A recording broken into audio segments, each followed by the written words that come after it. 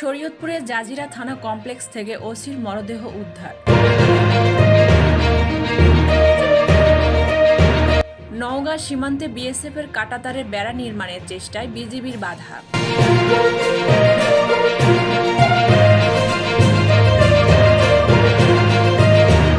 ঢাকা আলিয়া মাদ্রাসার অস্থায়ী আদালতে অগ্নিসংযোগ, পরিস্থিতি নিয়ন্ত্রণে সেনাবাহিনী।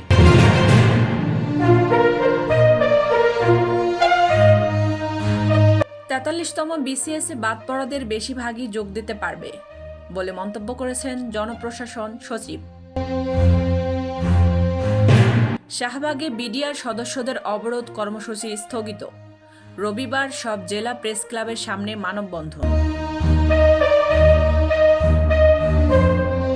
জিয়া অরফানেজ ট্রাস্ট মামলা, খালেদা জিয়ার আপিলের রায় ১৪ জানুয়ারি।